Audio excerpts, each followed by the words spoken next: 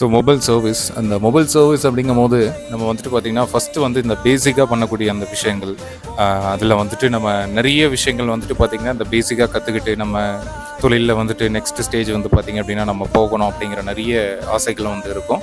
At the same time நமக்கு வந்து பார்த்திங்கன்னா அந்த சுச்சுவேஷன்ஸ் வந்து ஒரு சிலருக்கு வந்து தடுக்கும். ஸோ அப்படி இருக்கும்போது நம்ம அடுத்துன்னு வந்து அப்டேட் ஆகணும் அப்படின்னு நினைக்கிறீங்க அப்படின்னா கண்டிப்பாக வந்து அப்டேட் ஆகலாம். நம்ம சேனல் வந்து ஜி ஸ்டார் உங்களுக்கு அப்படிங்கிற சேனலை வந்து பாருங்கள்.